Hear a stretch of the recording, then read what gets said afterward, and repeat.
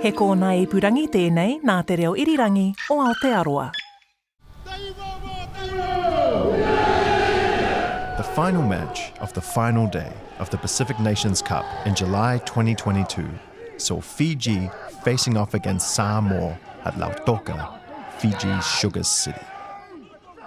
Before it started, the Pacific Nations Cup, or PNC, had been billed as the moment Tonga's newly eligible former All Black and Wallaby superstars, Charles Piotau, Israel Folau, Malakai Fekitoa, would change the game for the Akaletahi.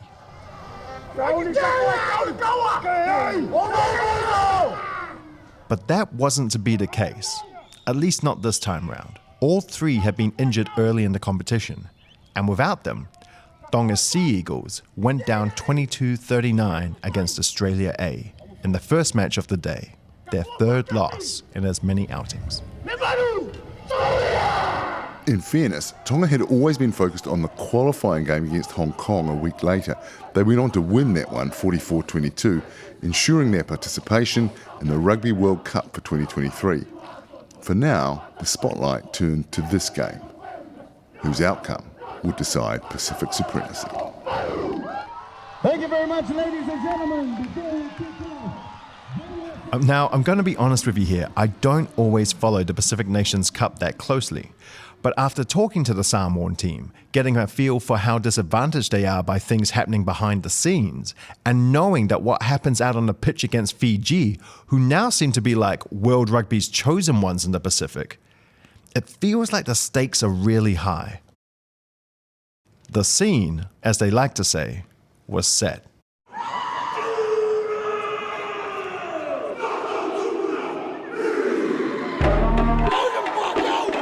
This is Fair Game, Pacific Rugby against the world. It's a story about rugby. Wide to Lamu, he's got the bounce, he's handed off his opposite. But it's also a story about money and power. Oh, it's not a fair game now because certainly the island nations haven't got enough money. Sometimes they have to choose between representing their country or not being paid. History and race. I could remember being told to piss off back to the islands, you coconut. Is it a fair game? All to play for here in Lautoka. Will it be Fiji? Will it be Manu Samoa? And down inside the 22. I'm John Daniel. And I'm James Nokise. Nice to have you back, John. Thanks, James. Nice to be back. This is our final episode. We're trying to pull together the story to understand all these forces that make it so hard for Pacific Island rugby to get where they should be. And we're going to follow that game for Pacific supremacy. But for now, let's meet a director of New Zealand Rugby. We're in the business of making you laugh, making you cry, making you wait, suspense. You know, for me, sport is the most natural form of drama there is. This is Bailey Mackey, Ngāti Porou, Tūhoe, Rongo Whakata, the son of a sheep shearer and now one of the most powerful people in the New Zealand game. There's a protagonist, which is your favourite team. So I assume you're a Canes fan, James. Absolutely, 100%. So you sit down and immediately whoever they're playing is the baddie. They're Darth Vader, right? I hadn't necessarily seen Manu Samoa as Luke Skywalker before talking to Bailey, but I'm going to go with it.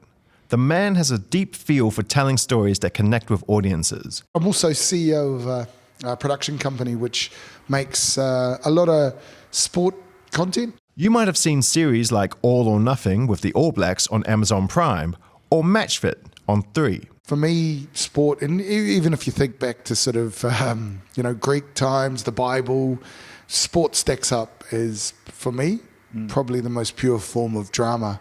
It contains all the right elements. He's not just a rugby fan with a flair for spinning a yarn. Bailey Mackey has deep roots in rugby. I'm 45 years old, been involved in the game for 40 years. As a pretty average player, played first-class rugby for Ngāti Porou East Coast, which is the smallest of all our provinces. And then in recent years, I've been into administration. I was the president of the Ngāti Porou East Coast Rugby Union. And then latterly, I'm the chair of the commercial committee for New Zealand Rugby. Well, there's a fair bit of moaning from various angles about how New Zealand Rugby is run. Its ability to cut commercial deals that deliver financial security to the union is genuinely impressive, especially when you take into account our small market because of our small population. So we wanted to know, how does the money work and how might it work for the Pacific nations? The lion's share of revenue into the game are created by two sources, largely two sources, broadcasting and sponsorship. And where there is a bigger market or bigger opportunity to commercialize the rights that exist around the aforementioned products, you can then drive the commercialization of the game. I think when those unions can then participate in bigger competitions that are included in bigger markets, then hopefully we'll see revenue opportunities open to them. Okay, so there's quite a bit to understand there. Firstly, I think it's interesting that Bailey didn't even mention gate takings because relative to the size of potential broadcast and sponsorship, it's not as significant. Yeah, and in the long term, that's kind of good news for the Pacific where, as we mentioned earlier, they're just not getting any real money from ticket sales at home games. That doesn't have to be a big deal if they can get money from broadcasting and sponsorship from people watching the game anywhere in the world. And that's where regular competition comes in. So if you look at Moana Pasifika and the Fijian Drua, both of those teams actually had really strong sponsorship deals signed up across the board because they were taking part in Super Rugby Pacific, an internationally recognised competition that is broadcast around the world. Sponsors want people to see their association with a team, and TV does that exponentially. Right, but you need to be playing in a competition that brings those eyeballs, and I'm not sure the Pacific Nations Cup is really cutting it. While other countries are able to reap the rewards of traditional competitions that connect with big audiences. There is a lot of thought about effectively the castle that has been built in the north, right? Six Nations, if you've watched recent, incredible competition, full stadiums, the introduction of private equity via CVC into that ecosystem. So just on that private equity, CVC were the investment group who bought into rugby in the Northern Hemisphere. Whereas Silver Lake, who described themselves as, quote, the global leader in technology investing, end quote, have bought in here in New Zealand. Yeah, and again, it's one of those things where if you're focused on what happens on the field, it's easy to dismiss the money side of things, but it has a massive impact. Like the voting. Exactly. Now look, there are legitimate questions to be asked of private equity, but the bottom line is that with the kind of money these guys are bringing, you get financial stability so you can plan ahead. And you get help around the commercial side, because if there's one thing those guys know how to do, it's make more money. But again, not great news for the Pacific. Because they're not interested in the Pacific? Well, actually, this is unconfirmed. I approached Silver Lake. They wouldn't comment, but two separate sources who've had dealings with them told me they are interested in Fiji. Ah, I see. So Fiji, but not Samoa and Tonga. Yeah, sorry, mate. Not at this point, anyway. One of the things Bailey said there about full stadiums for the Six Nations, that's important. Not so much for the gate takings, but for the sense of excitement a full stadium communicates to a TV audience and sponsors. And there's no doubt that people can turn out for big games in Apia, in Nuku'alofa, in Suva. And of course, in Lautoka. Come on, Lautoka! Go, Fiji, go! Go, Fiji, go! It's not Twickenham or Eden Park, but it does have atmosphere. And I think we've got to do the same in the south, right? We need a competition that's robust, resilient, but mostly entertaining. And, you know, for me, we have three of the most incredible partners right on our doorstep, being Fiji, Tonga, Samoa. And I think I can't speak to the time before I was on the board, but what I can say is that I definitely think that it is becoming of us, both as New Zealand rugby, but also the tier one other SANZAR partners, to actually really dig deep and support the emergence or re-emergence of our Pacific brothers and sisters. Because for me, when I look at it, a stronger Pacific can only be better and kind of float the boats for all of us, right? Makes sense to me.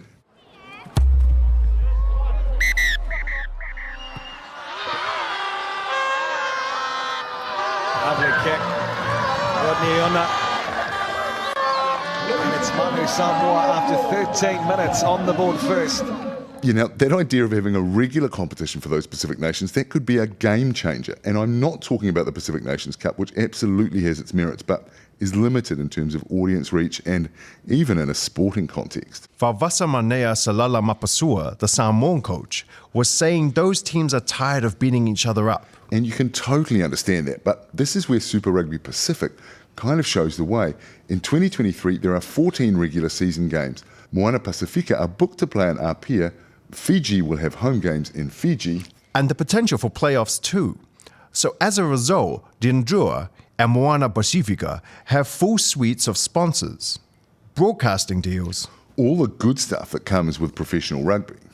So if Tonga and Fiji and Samoa all get into regular competition against big teams, They increase their audience reach. they get broadcasting deals and there's money for players. Who know there are regular, meaningful games coming down the track. The unions don't have to rely on World Rugby for handouts. Or at least not to the same extent, because they're bringing their own cash in. They're actually earning the kind of money they deserve for the entertainment they put on, and they don't have to worry about asking nicely for gate share or whatever. Exactly. Well, potentially at least. Fantastic. Good job, everyone. When do we start? So, good news and bad news on that. Time out. For some time, World Rugby has had a competition in the pipeline. They're calling it a World League, which is a bit confusing, or a Nations Championship. That would have a kind of top 12 international teams playing each other. Oh, come on, man. So you see where that's going. Fiji and Samoa get in because they're in the top 12 rankings, but Tonga gets left out. Well, actually, Fiji gets in, along with Japan, but Tonga and Samoa are left out. Tonga and Samoa both left out? Yeah, because Italy, despite being ranked outside the top 12 and despite every advantage, regular top-level competition, plenty of money, they only very occasionally knock off any of the big teams. But they do have 3 votes and are part of what Bailey Mackey calls the castle in the north, those 6 nations unions. And they vote together as a bloc at World Rugby. So, Italy, kind of mysteriously, but not so mysteriously, qualify in the top 12. Yeah. Okay. That's cool. That's cool. Okay, John. But at least Tonga and Samoa, if they perform well, they could make it into the top 12. Yeah, well, that isn't a given. Most neutral observers would say that there has to be a promotion relegation option. I mean, it just has to be open to other teams qualifying for there to be any sense of fairness. Because that would be the biggest competition in the world after the World Cup, right? So if you're on the inside, that's great. If not, you're effectively locked out. It will be just another example of the rich getting richer and the poor getting poorer. But it is reportedly being held up because some teams in the top 12 don't want to let anyone else in. They want it closed off because they can see what a disaster it would be if they fell out of that top 12. And if that competition goes ahead, I mean, that's pretty good for Fiji, Vinaka. But Tonga and Samoa, they'll get even fewer opportunities to play against the top teams, which makes me think of a word that rhymes with Vinaka. But you said there was good news? Well, there is talk also of an Asia-Pacific tournament starting in 2024 with Japan, the US and Canada, Chile, Uruguay.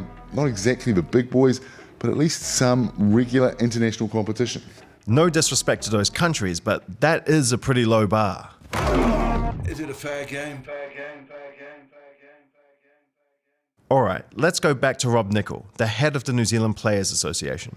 Remember, we spoke with him in the first episode about how World Rugby was effectively a cartel, with the biggest teams making sure their decisions worked for them. He's someone who knows the system inside and out, and he was saying that there's change in the air and that the Pacific teams can swing that to their advantage if they hang together.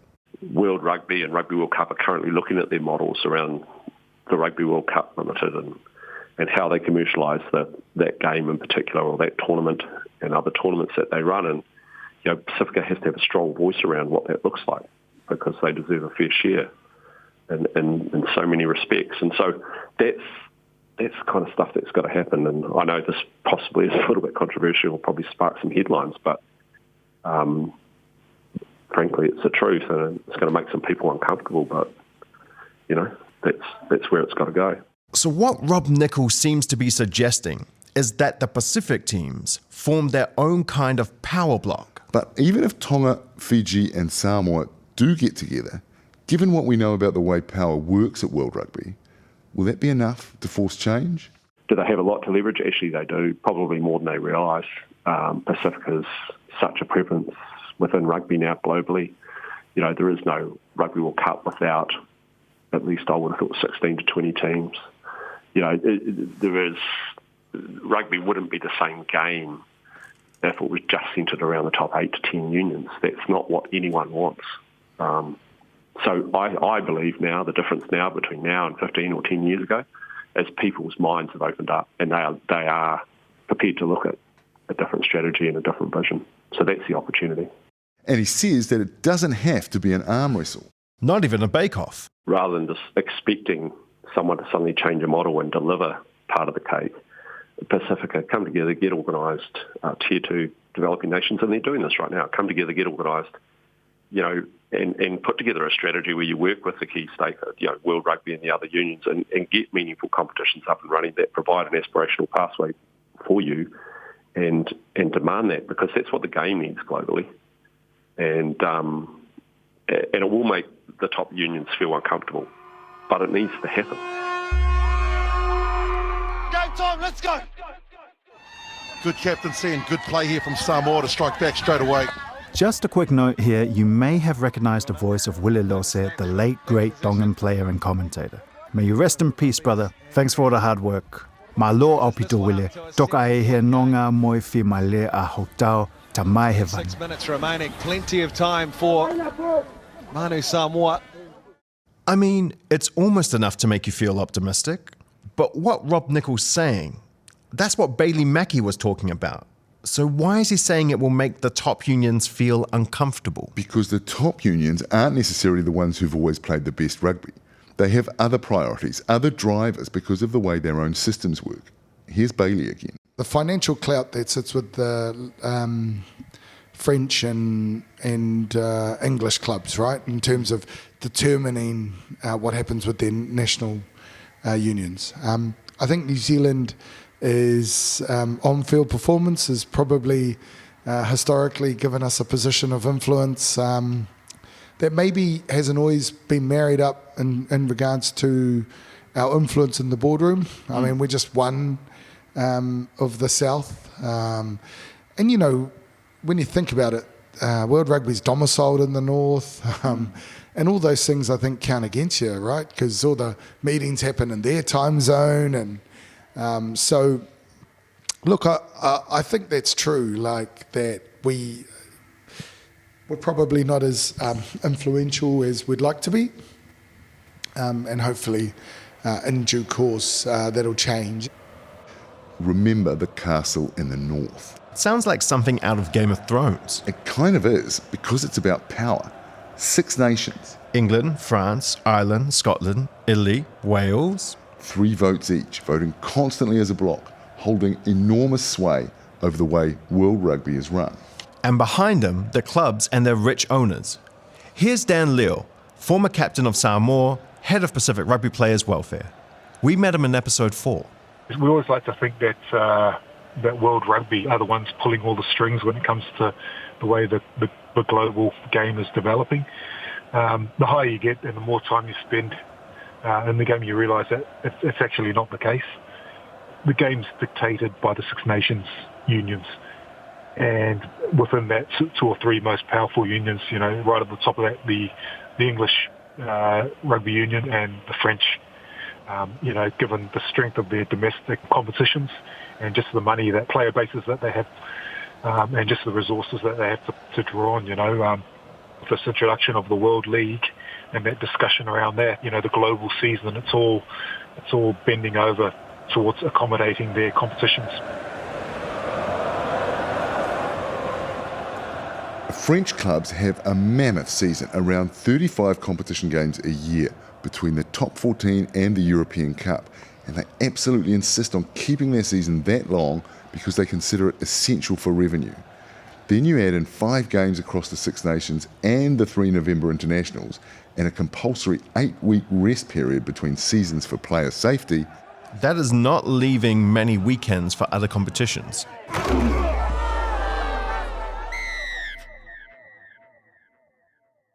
About 10 years ago, I was talking to someone who sat on the executive committee at World Rugby about how things worked at the heart of the system. At the time, this was about my old team, racing, and how they'd held back the Fijians from the World Cup in 2011. You really couldn't let that go, could you? And he said most of the problems at World Rugby came from the French, to the point where he said, half jokingly, but only half, that they would wait until the head of French rugby went out for a cigarette break and try to get everything done then. Oh no, mais c'est pas vrai. Not the French being the bad guys. They're Darth Vader? I mean, I guess the smoking is a giveaway. I think, like the English clubs, they're doing their best to run things the way their people, their stakeholders or their communities want them to be run. Because this is politics and they are answerable to those people. And Bernard Laporte, who was head of French rugby for the last 6 years, deputy head of World Rugby since 2020. In 2022, he was named as the most powerful person in rugby by the British magazine Rugby World. He doesn't smoke, and he's got a lot of stuff done the way he wants it.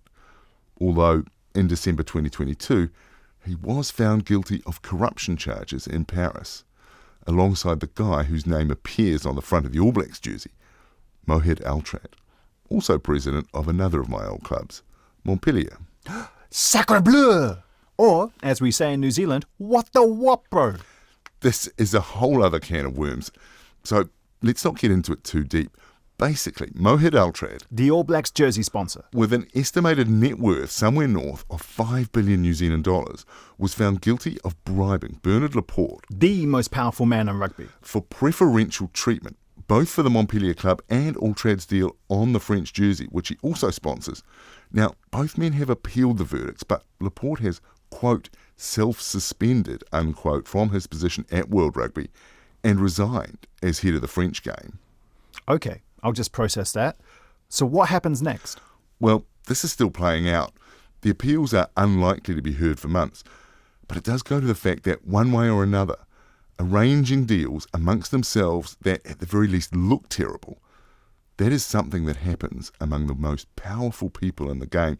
Now, it's not to say everyone's corrupt, far from it, but there is a particular culture of arrangements between friends. I knew it, John. I knew we'd pivot into a true crime podcast somehow. I think my biggest issue with when it comes to the governments is a lack of transparency. You know, the fact that things are still done behind closed doors and it's still run that old boys club.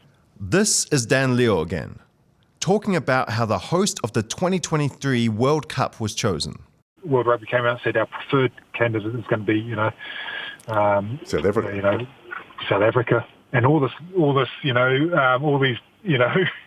conversations happen behind closed doors. It was a blind vote, so no one really knows who voted for who in these situations. It's not transparent, and it was all done behind closed doors. And it comes out that, France.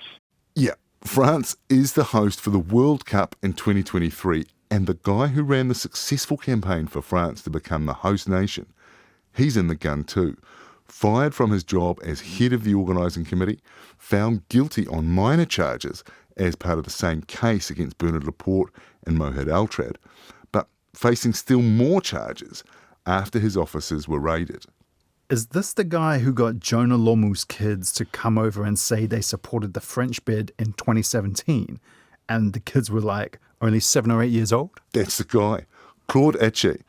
He somehow managed to turn around an independent recommendation to have South Africa run the World Cup for the first time since 1995 into a win for France, who last hosted in 2007. Going back to what we were talking about earlier about the power structures and the movement of money, it doesn't take a rocket science to work out why those allegiances were changed. So there's a lot going on behind the scenes. Time out. So wait, I know we've only been a true crime podcast for a couple of minutes, but are we saying the 2023 Rugby World Cup was bought by France? I don't think so. At least not in a kind of suitcases full of euros personal enrichment way. But there was obviously lobbying, and we've seen that can involve horse trading and back scratching at a national union level. It's like there are two world rugbies. On the one hand, there is the organisation itself, politically neutral and genuinely committed to growing the game. But then there's the intensely political side where the national unions are jostling for position based on their own interests. Exactly. I think World Rugby actually want to do the right thing a lot of the time, but they just don't have any power, and they can appear quite toothless in a lot of ways to enforce,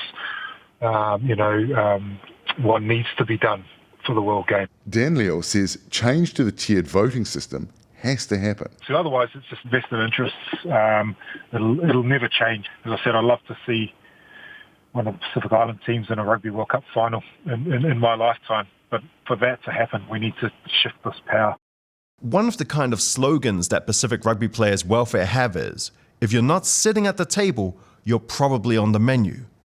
But the trick is getting a seat at that table.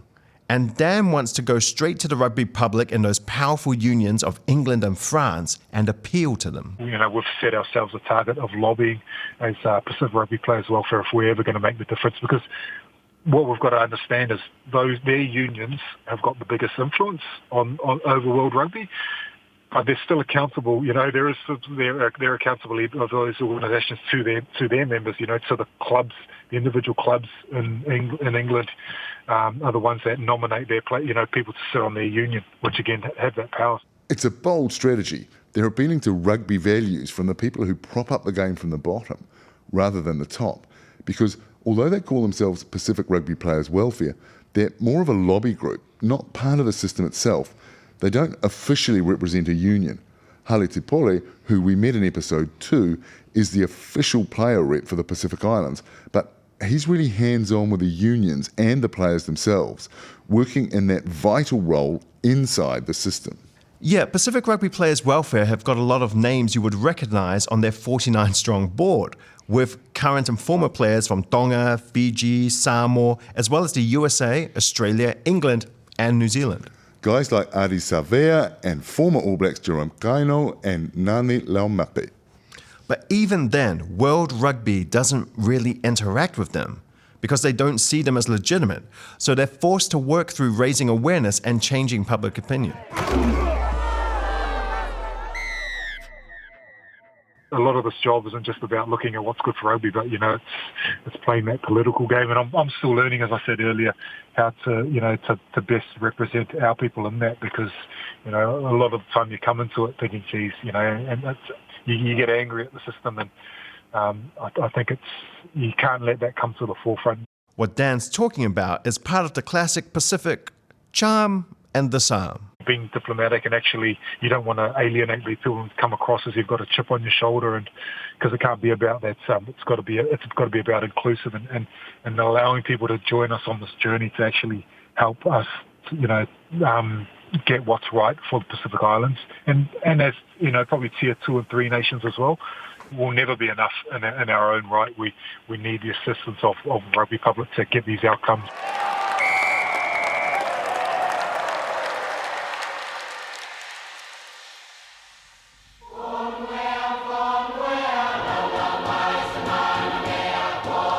So that's one route to a solution.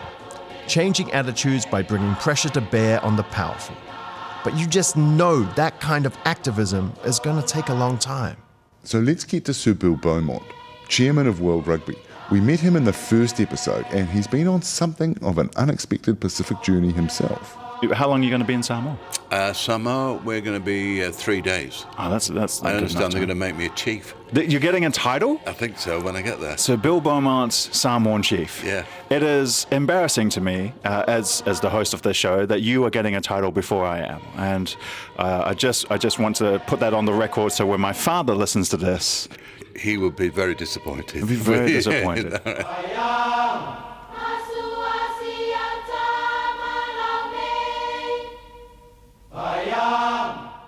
So, in October, Bill flew to Samoa and was given the chiefly title of To'oto'o Tumor from the district of Lepa in eastern Upolu. Lepa, by the way, is also the home district of Peter Fatialofa, the legendary Samoan captain from the 1991 team. The To'oto'o is sort of a chiefly staff of authority. So it means that who has the title has the authority to speak first. What is of note is that he got the title from another famous person from Lepa, the former Prime Minister Sosunga Tuliepa Lupesoleai Neoti Eono Salele Malelengaoe. And if that seems like a lot of titles, he was Prime Minister for over 20 years. Now, Tuliepa, as he's more commonly known, has at least 4 more titles that I haven't mentioned. But most importantly to this show, he is Samoa's representative on the World Rugby Council.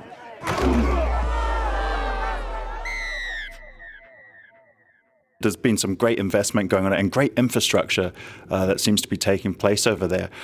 What do you think the pathway for countries like Samoa and Tonga is to catch up to their level? Well, there is nothing to stop them. Let's pause. He's about to say more. I just want to acknowledge this sentence. I mean, technically, there is nothing to stop me flying to the moon. All I need is a space program, right? Maybe some infrastructure, but that's right. Between here and the moon, the skies are clear. But he does acknowledge money. You know, obviously finance is huge, and I think people don't realise actually what a small population Tonga is. For instance, if you said to somebody in Europe, well, it's an island with probably 110,000 people on it. You know, it's sort of the talent that comes out of there. But even extraordinary talent needs a program, needs a way of expressing itself. And look, it really sounds like Bill Beaumont gets it. Our title is World Rugby. It's not, you know, the top 10, top 12 countries. It's every country that's involved in the game. So it's incumbent on us to make certain that we do have a global game. Because if we don't have a global game, then I will tell you in 20 years' time, I could almost name who all the quarterfinals of the World Cup are going to be. Right. Unless we do have a global game. And I think that is really, really important, that we're not just looking at our sort of nice little closed shop that we have to look at how we bring other countries in, how we make them better. Yeah, that whole thing with future World Cups, it's encouraging to hear him talk like that. But then he started talking about the next World Cup in France in 2023, and I'm not so sure he does get it. The thing about World Rugby is that you're all on an equal status once you're in France.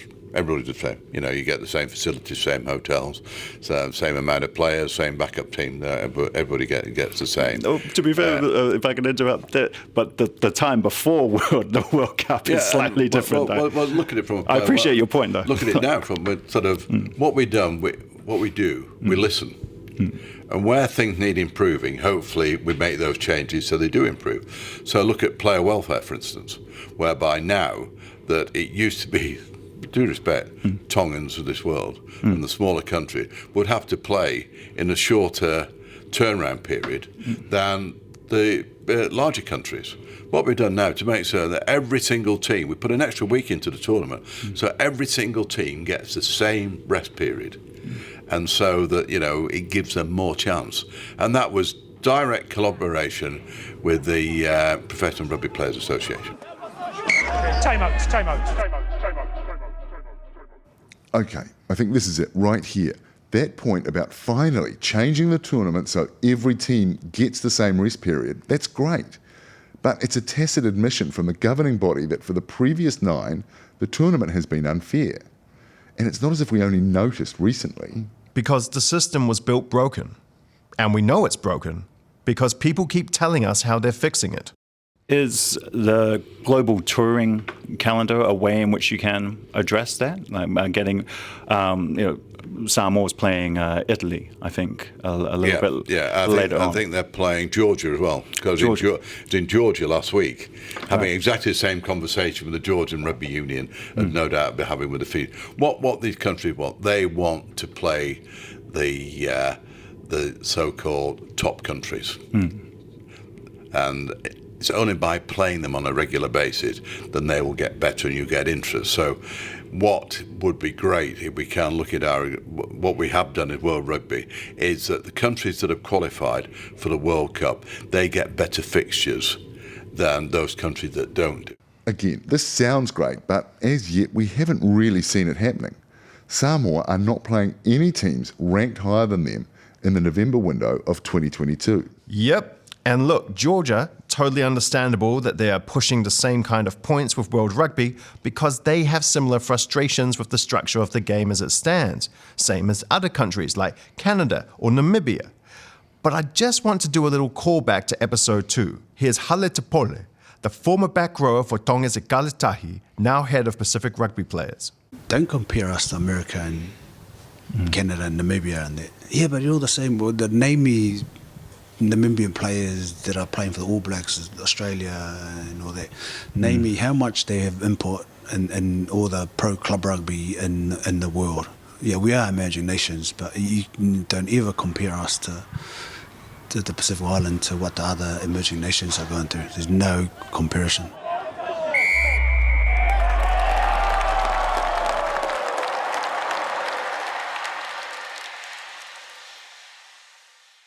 Tonga doesn't have a tier 1. Is it still the tiers? Well, no, we've actually doing away with it. By the time I finish in World Rugby, hopefully we've done away with the tiers, because you're only a tier 1 country because you play in a competition, not because of actually what you are in the world rankings, which is quite important. So that sounds like a positive step, although it may only be a name change. And it's kind of weird because if you remember back to the interview with World Rugby's Oceania representative, Kathy Wong, in episode 4, where she was talking about this new system with high-performing unions and performing unions and developing unions that had already replaced the tier system. Yeah, we spoke to her in August, but we spoke to Bill Beaumont in October, and what I remember particularly is that Samoa and Tonga got demoted from Group 2 to Group 3, which I guess is what can happen when you haven't got someone at the table. There's no Pacific governance really at the top level. They are. Fiji has and Samoa are represented on the World Rugby Council. Any country has the opportunity, if they qualify for World Cups and they have a strong women's program, they have a strong development program, they reach other criteria that doesn't stop any country from getting on the World Rugby Council. There's nothing to stop them, but they have to meet certain criteria to get on that council. And there is nothing to stop any one of any individual from anywhere on the globe to end up as chairman. Look, again, it's technically correct that anyone from anywhere could end up as chairman, but there's a big gap between the theory and the reality. Here's a list of the people who actually have been voted to the chair of World Rugby since it's turned professional. Bill Beaumont. Representing England. Bernard Lapasse. France. Sid Miller. Ireland. Vernon Pugh. Wales. Is it any coincidence that the kings of World Rugby come from the castle in the north? But it is interesting, right? I mean, there are quite a few different ice cream flavors out there. But when you're choosing, say, vanilla, French vanilla, vanilla and Baileys, and vanilla bean with essence of leek, you have to say vanilla seems to be a flavor that works for you. Now look, I'm a creamy kind of vanilla guy myself. Yes, you are, John.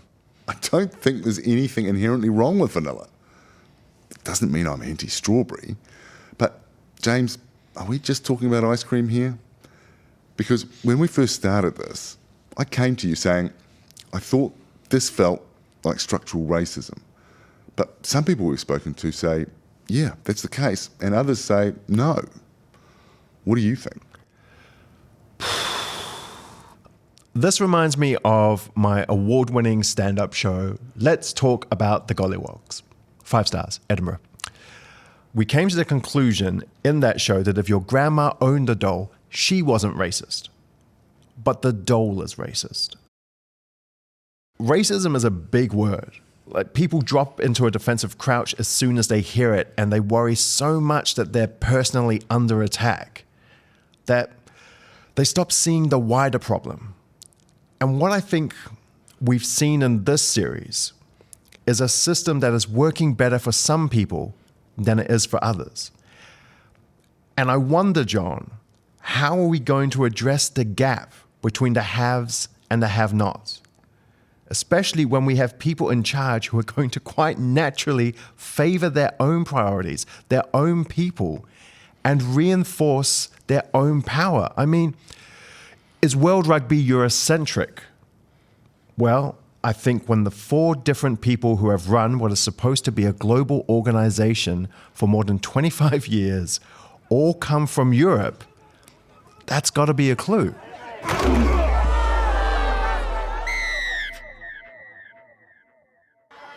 Vui calls it, but McFarlane gets it. They lock it in. His brother's not playing today, but Salala Lamb would like to. He'd love to. He gets 2. Absolutely brilliant brace. Salala Lamb, and here come Manu Samoa. This is the great thing about rugby, right? The sense of possibility. Well, for the young boys and girls sitting at home watching this test match, if you dream big, you can achieve, and that's what Samoa had to do in the second half. Of empowerment. They were belted in the first at 17-3. They went to the shed, they asked some questions of each other, and they have come on and put on a performance that every Pacific Islander would be proud of. And for the first time in this game, Samoa take the lead with 10 to play. And look, in many ways, it's only a game. And if you have winners, you're going to have losers. But in the Pacific, we're really good at it. Our kids love it. And we want them to be able to compete on the kind of playing field where fairness is built into the system. Because surely that is the whole spirit of any game. What a game this is turning into. What a test match. It promised so much, and it is delivering. You can't erase history and everything that comes with it. But you can see it for what it is and then work hard to make sure that when it comes to competing, everyone is on the same start line. Here's Bill Beaumont again. A lot has happened in the Pacific. You know, I think the investment in the Fijian Drua team, and the benefits that will bring, the Moana Pasifika, what's happening there. I think the governance changes that we've made in World Rugby. You know, all these things are major contributions to help the region and help rugby really develop in the region, because it is such an important area for us within the world game. Did the changes go as fast as you want? I think what you have to do is sort of, you got to take everybody with you on the journey, and I think that's what we're doing. There might be a bit of frustration along the way, but I think we've got to put the foundations in place. And what we're doing, we're putting the foundations in place. We're not just concentrating right at the top end. We're making certain that, you know, that it is sustainable and it can grow and keep on growing, and working in collaboration with the countries, that we will then sort of have a truly global game. Fine sentiments, noble words. I actually don't doubt Bill's sincerity, and that's not just because he's now a chief of my people. But like I said before, it still feels like there's 2 world rugbies, the aspirational and the actual. If we're still at the building foundation stage 25 years into professional rugby, you gotta ask, is there really a collective political will there to bring about significant change? As Bill Beaumont says, Moana Pasifika, great example of progress, although remember what we learned in episode 1, that it was really only COVID that brought about their inclusion in Super Rugby. But it's a good call. Let's go back to where we started this journey. My grandfather's house? Not quite that far. Moana Pasifika, based in South Auckland, who played their first season in Super Rugby Pacific in 2022, they're a huge step forward. I could really see that they had the right people on board. You look at the other Super Rugby franchises and there's not a lot of brown faces in high places. This is Taylor Johnson, Head of Marketing and Communications at Moana Pasifika. She's also played for Samoa's Manu Sena and is a rugby commentator for Sky. It's fair to say she knows her way around the rugby landscape in Aotearoa and the Pacific. I think like the stunted growth of Pacific Island rugby isn't something that's going to be fixed overnight, and there's no one fix to it. She also represented New Zealand at BMX. Not directly relevant, but very cool. Yeah, I think the motto from the start, from the likes of Sir Michael Jones, is, for Pasifika, by Pasifika, and that was really important in the back office roles as well. Like you look at, appointing the head coach, Aaron Major, who's of, Tahitian, Samoan heritage as well. And this also extends to the back office, right through the club culture. So you've got, the team manager and assistant manager, who's a woman as well, Gina Tusitala. And then you look at the commercial space, you've got Ashley Wihongi, who's our commercial executive, and she's actually president of the Cook Islands Rugby Union. You've got people like myself, who, is a proud Pacific Islander as well. Our CEO is a Pacific Islander. So, look, we think it's really important to build not only the on-field talent but the off-field talent, because rugby's not going anywhere, and neither are Pasifika people in this space. So the more we can, I guess, infiltrate the mainstream, the better. I'm not gonna lie, that does make me feel a bit more positive about moving forward. I think over the years, Pacific people have started to stand up for themselves more.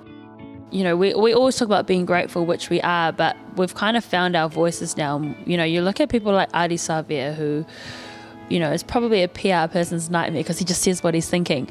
But good on him, and he's standing up for himself. And it's a real Pacifica thing to just hold your tongue and to not question authority. It's huge in the Pacific because you're always taught to be really respectful. Taylor is one of the leaders of the next generation, and you get the feeling she's at ease navigating the corridors of power. But she's also acutely aware of the journey it's taken to get here. 1996, that's the year I was born. I'm 26 now, and we finally got a Pacific team. It's taken that long. I've done so many things in my life in those 26 years, but it's taken this long to have a Pasifika Super Rugby team. So I think that says a lot in itself. And it's not anger or anything in the team. It's kind of like, it's excitement that we're finally here. Now we have to deliver. We've been asking for this for so long. Now it's up to us to really prove why we deserve to be here. Game time, let's go! From what I've seen and heard, talking to players and administrators over the last few months, I think there's a really good chance that Moana Pasifika will become a Super Rugby powerhouse. They're going to attract players to an environment where the players really will get the opportunity to be at their best. From a commercial point of view, people are really seeing the value in acknowledging culture. Prior to being here, I was a consultant at one of the big four. Just some Palangi 101. Taylor means one of the 4 global accounting powerhouses.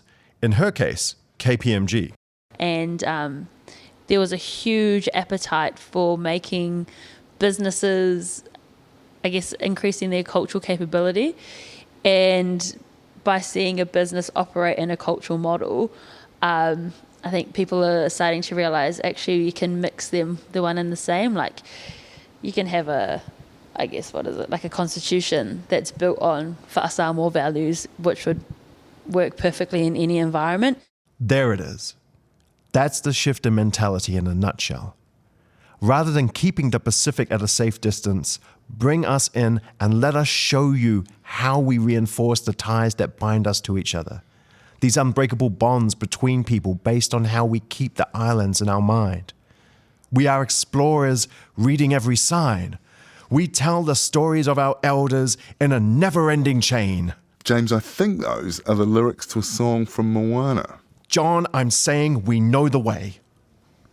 Instead of making us feel lucky to be participating in World Rugby, the powers that be should feel lucky to have the Pacific cultures involved. As Dwayne "The Rock" Johnson would say, you're welcome. And thank you! Fiji have another advantage. Matawalu, no, they'll come back, another penalty. Tui Loma's offside. Boy, why not go for the draw?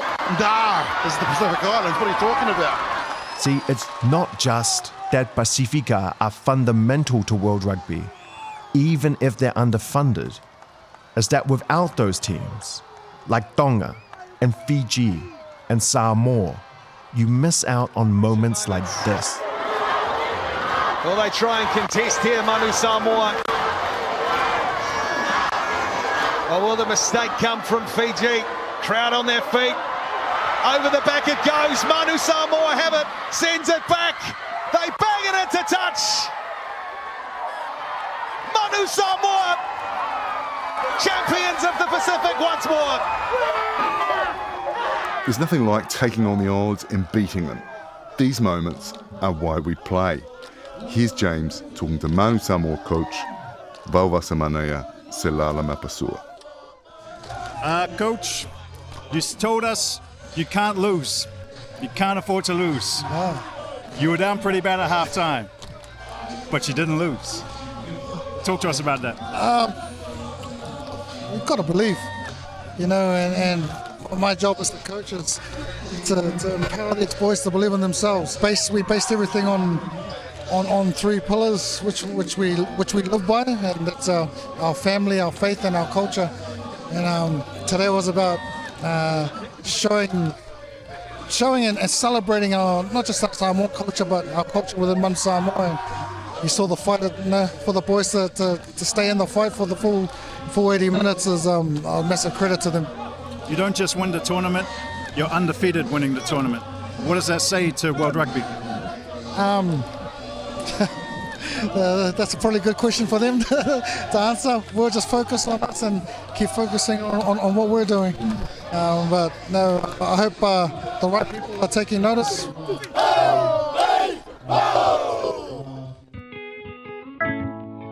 Written and produced by James Nokise, Tale Anderson, and John Daniel for Bird of Paradise Productions, Radio New Zealand, and Pacific Media Network.